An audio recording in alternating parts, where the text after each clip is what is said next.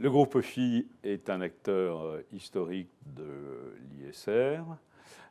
Ses actionnaires sont issus de l'économie sociale, ce sont des mutuelles, et donc l'ISR fait naturellement partie de son ADN.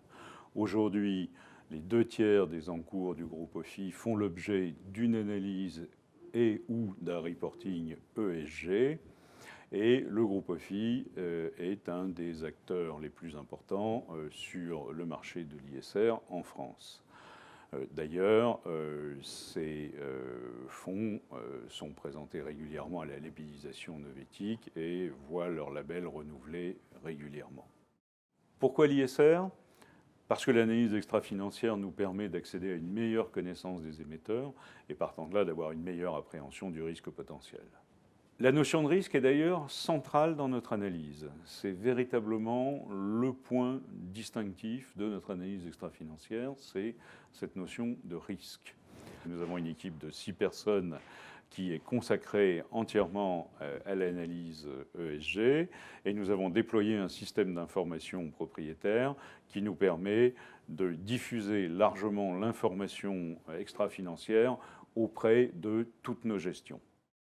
La communauté financière dans son ensemble a pris conscience du risque que fait courir à la planète et aux actifs financiers le changement climatique.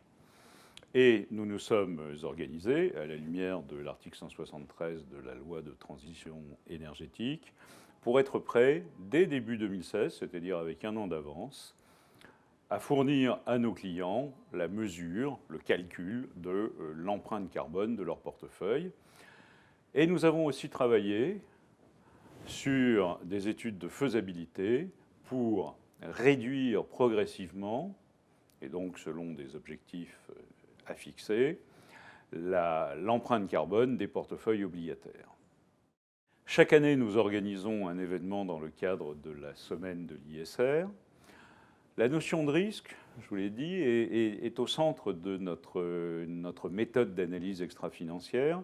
Et donc, les thèmes que nous abordons sont toujours liés à l'idée de risque émergent, de risque non pris en compte aujourd'hui dans les analyses financières traditionnelles.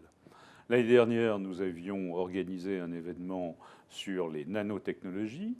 Nous avions fait intervenir un certain nombre de scientifiques pour éclairer la question des nanotechnologies, éclairer le débat sur ces nanotechnologies, avec toujours une perspective comment la société civile est intégrée dans l'innovation technologique. Et cette année, nous avons repris ce thème avec un autre élément qui est l'application et l'insertion dans la société civile du principe de précaution.